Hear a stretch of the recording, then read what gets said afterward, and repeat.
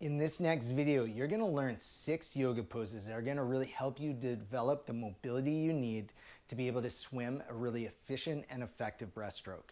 Now we're going to be focusing on 3 areas of the body, and those 3 areas being the spine, and particularly the low back, the hips, and we're going to be really looking at internal and external rotation as well as abduction, and the ankles, and we're going to be focusing on dorsiflexion. So that's thinking about the foot, the toes curling back towards the shin.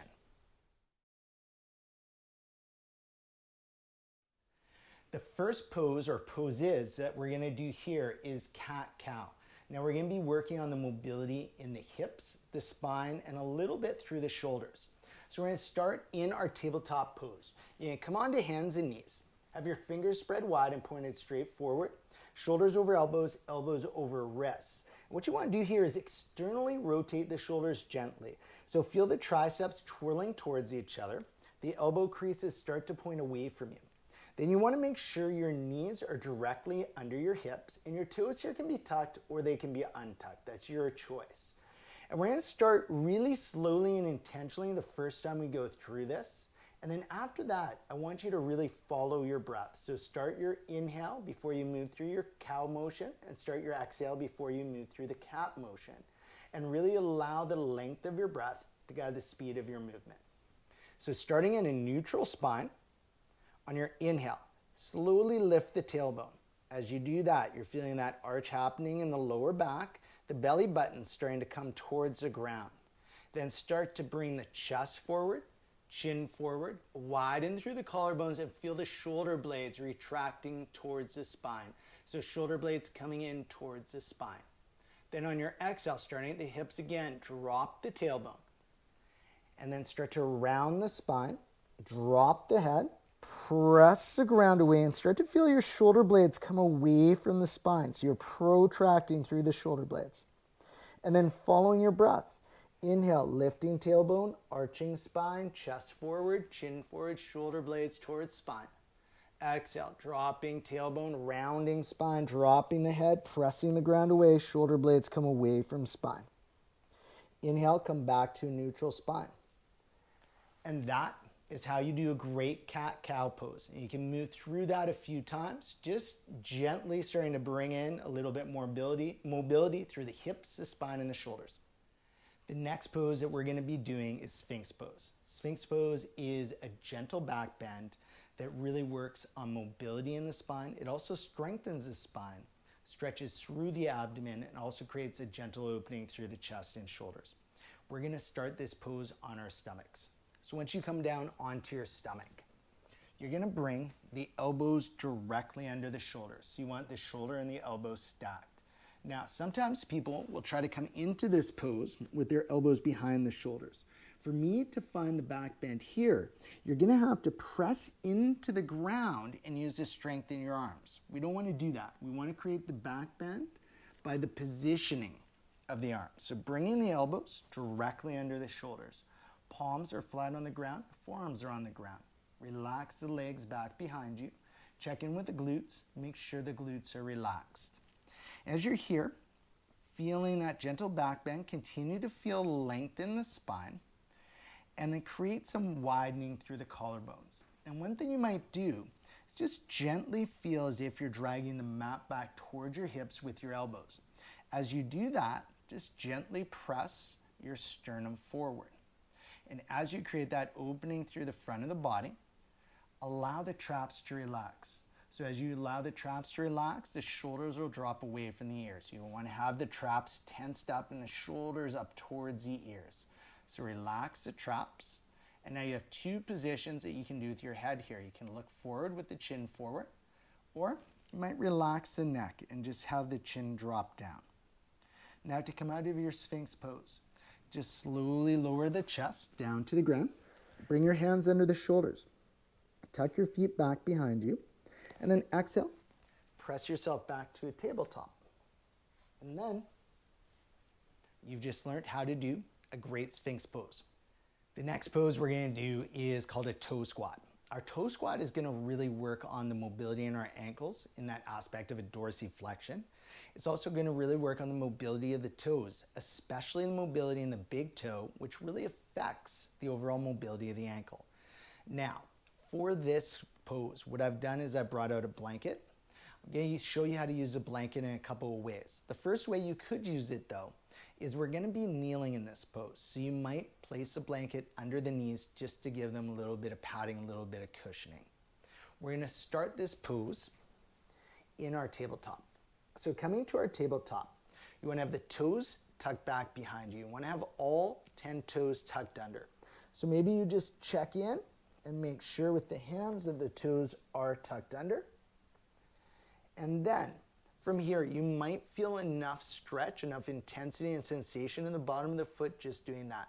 If it is enough for you, stay here. Remember, you're allowing yourself to come into the pose, not forcing yourself. But if you want to feel some more sensation, just start to bring the seat back towards the heels. Walk the hands back towards the knees. Maybe coming up fully with the upper body. Check back in with the toes. Just make sure that they are tucked. Slightly engage the core. Collarbones wide, shoulders relaxed, and the neck is long. And you've come in to your toe squat. Now, a couple of ways that you can use a blanket that some people will find this pose a little bit more accessible is you can bring the blanket and just place it in between the seat and the heels. Or you can bring the blanket down just a little farther to where it's in between the knees and the calves. And to come out of our toe squat, just eventually make your way back to your tabletop, untuck the toes. And one good thing to do here, just to kind of wake the feet back up, do a little bit opposite action, just to tap the top of the feet out a little bit. And you've just learned how to do a great toe squat. The next pose we're going to be doing is frog pose. Frog pose is a fairly intense hip opener that's going to be stretching through the inner thighs, and we're going to do that by creating some abduction in the hips as well as external rotation. We're also going to be working on a little bit of dorsiflexion in the ankles as well. Now, for this pose, you're going to want some padding for under the knees. So you might want to bring a folded towel or maybe a blanket or some small cushions. I'm also going to show you a way that you can use the mat as more padding. So how you do that is you'll take the wide side of the mat and you'll just fold it over to the other wide side. You'll take the long side of the mat, fold it in towards about halfway to the middle, and that creates a padding for the knees. Then you'll bring the knees just onto the mat. We'll start to bring the knees out wide. As you do this, you can keep the big toes closer together. So once you've brought the knees out wide and you start feeling a stretch through the inner thighs, start to bring one of your knees more towards a 90-degree angle and the inside of your foot to start to point down towards the ground. As you do that, you want to create that dorsiflexion of the ankles, so curling the foot, the toes towards the shin. Then, finding that exact same positioning for the other side.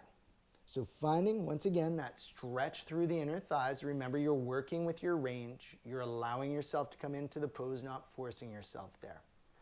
You might stick on the palms. Okay, now, wherever you end up going, I want you to think about having length in the spine and keeping some engagement in the core. So one of the things a lot of people will do is they'll just relax through the abdomen and allow the spine to arch quite a bit. You want to keep the spine in a more neutral position here. Now, if you want a little bit more sensation, you can come down onto the forearms. And if you want a little more sensation, you can start to press your seat back towards your heels. To come out of your frog pose, you'll come up onto your palms if you're not already there. And then, same way as we came into it, just take one of the knees, create that bend, bring the big toes in more towards the center of the mat, doing the same thing with the other leg. And then slowly just bringing one knee back in towards center, then the other knee back in towards center. And you've now learned how to do a great frog pose. Another pose that you can do that get a lot of the same benefits, just in a little bit less intense fashion as frog pose, is half frog.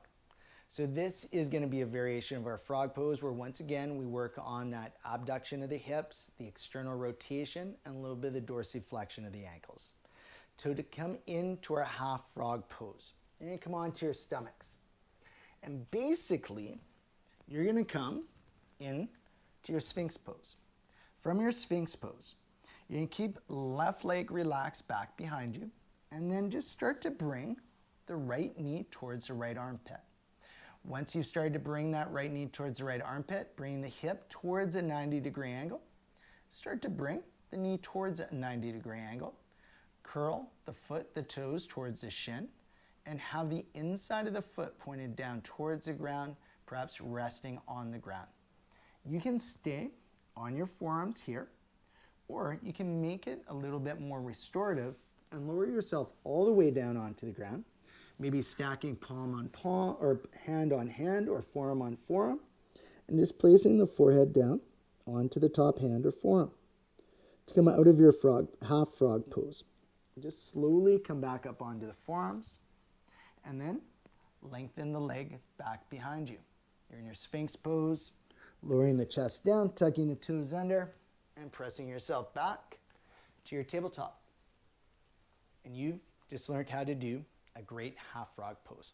The next pose that we're going to do is Pigeon Pose. Pigeon Pose is a great hip opener that really works on the external rotation in our hips. We're also going to be doing a little bit of dorsiflexion in the ankles. Now this can be fairly intense for some people, so there's two things here. One, as a variation, you can do figure four pose, which is going to give you a lot of the same benefits. Also, I've brought out a block, and I'm going to show you a couple of different ways that you can use a block to make the pose a little bit more accessible. Now there's a few different ways to come in to your Pigeon Pose. I like coming into it from a low lunge and doing a little bit of preparation before coming into Pigeon.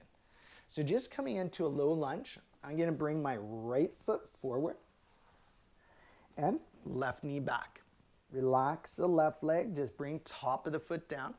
Then I'm going to bring the right foot to the outside edge of my mat. Turn my foot to a 45-degree angle. And then on the exhale, I'm going to just gently drop my right knee out to the side so I'm externally rotating in that right hip. As I do that, keeping my pelvis as stable as possible, so I'm just moving through my hip joint, moving that femur bone through the hip joint. The inhale, bringing the knee back in. Exhale, just externally rotating. One more time, inhale, bringing the knee back in. Exhale, externally rotating the hip. And then bringing the knee back in. If you want, you can keep doing that, warming up the hip a little bit before Pigeon. But when you're ready, just start to heel toe the right foot over towards the left wrist. You're going to bring the right ankle towards the left wrist. Once you get there, outside of that right foot is down on the ground. Toes, foot curling back towards the shin. Slowly lower the outside of the right shin down to the ground. Now here, you want to bring the knee towards a 90-degree angle. You can already see mine's not quite there. You might not get anywhere near that point. You just want to start to feel that stretch through the muscles in the seat. Check your back leg. Make sure the left leg is extended long, straight back from the hip. Now, you can stay on your palms. Other options, if you want to come a little deeper, you can go onto forearms, or you can relax all the way down into your Pigeon Pose. Now our first way for the block, you can use it if you're on your palms and you're kind of like, you know what, I can go a little deeper, but I'm not going to make it all the way to the ground. You can use the block just as a place to rest your forearms. Then, if you're feeling your hip pretty high and like you're not going to be able to allow that hip to relax and be able to let go into the pose, take the block, place it under that hip, and just give that hip a spot to be supported. Okay, and that might be able to give you just enough support to allow the hip to relax with greater ease. To come out of our Pigeon Pose, there's a couple of different ways. First way, fairly simple, just slowly lowering down on to your right hip, and then you can bring the left foot forward. Another way to come out of it. is you can come through down dog. So you're up onto your palms, set well. Tuck your back, inhale, bring your back knee up. Press the ground away, and then bring that front foot to meet the back into your down dog. And you have just learned how to do an amazing pigeon pose. The next pose we're gonna do is our figure four pose. Now, figure four pose is a great pose to really work on the external rotation in our hips. And it's a great alternative pose to do if pigeon pose is a little bit too intense or a little bit inaccessible for you. For this pose, what I've done is I've brought out two different props that you might want to use. One is a strap and one is a block. We're going to start this pose on our backs. So coming onto your back, you're just going to bring soles of the feet flat on the ground. Bring the soles of the feet hip distance apart, and then on your inhale, bring your left ankle onto your right thigh. You're going to gently curl the foot, the toes back towards the shin. Now, make sure that is just gently. You don't want to really use a lot of muscular force to do that. If you do, a lot of people tend to find that the foot and the ankle might cramp. Once you're here, just allow the left hip to externally rotate so the thigh and the knee is starting to come away from you. Then, if this is enough sensation or intensity for you in the outside of your left hip, feel free to stay here. If you want to find more sensation, inhale and start to bring the right knee in towards the chest. Just hold on to the back of that right thigh. Relax the head down onto the mat. And as you're here, just think about pressing the hips gently into the ground. And another thing you might want to do is using the strength in the outside of your left hip. Start to create that external rotation a little bit more. So you're using that strength to bring the thigh, the knee away from the body a little bit more. Not just leveraging the left leg with the right leg to create that external rotation, but using the strength in the hip. So here, what we're doing is really working mobility, where you're creating strength and length. Now, where do the block and the strap come in? Block and the strap come in if your foot is on the ground, you're not feeling enough of a sensation in the hip, but bringing the knee all the way in and holding on to the back of the thigh is too much. So in that case, the first option would be to use a block. So you come to that same starting point, bring the foot off the ground, and just place the foot onto the block. The next option is, instead of holding the right thigh with the hands, just bring the strap around the back of the right thigh and start to bring that right knee in towards the chest. Come out of your figure four, just lower the foot down, gently unwind the legs, and then you've learned how to do a great figure four pose. The next pose we're gonna do is a wide-legged supine twist. Now, this wide-legged supine twist is really gonna work on the internal rotation of our hips. So we're gonna come down onto our backs. Once you come onto your back, bring the soles of the feet flat on the ground, mat distance apart. Bring your hands to your hips. And why we're doing this is I really want you to be aware of the movement in the pelvis as we move the knees. What we want to do is keep the pelvis as still as possible. Think about keeping both sides of your seat grounded as we rotate through the hips, because that's what we want to do. We want to create internal and external rotation in the hip joint rather than just shifting the pelvis from side to side. So on the exhale, drop your knees to the left. Feel that left hip externally rotate, the right hip internally rotate, meaning that inside of the right knee is going to be coming towards the ground. As you do that, focus on the right side of your seat, staying grounded. Inhale, come back to center, and exhale, drop your knees to the right. So again, now the right hip's going to be externally rotated, left hip internally rotated, inside of the left knee coming towards the ground, and really focusing on the left side of the seat staying grounded, the pelvis staying as still as possible. Inhale, come back to center, and then shift your seat a few inches to the right. Bring your arms out wide like airplane wings, palms up. And on your exhale, gently lower the knees over to the left. Really focus once again on the right side of the seat, staying grounded. If it comes off a little, that's okay, but really focus on bringing the seat back down as the hip internally rotates. Now from here, if you want a little bit more sensation, you might bring the left ankle onto the top of the right thigh just above the knee. Now if you're doing that, don't push or force that hip into more of an internal rotation. What you want to do is just allow the weight of the left leg to encourage the inside of the right knee to come towards the ground. And then just turn the gaze to the right. To come out of this pose, first, if the ankle's on the thigh, bring the foot down. Then inhale, bring the knees and the gaze back to center. Bring the seat back to center. And then you've learned how to do a great wide-legged supine twist.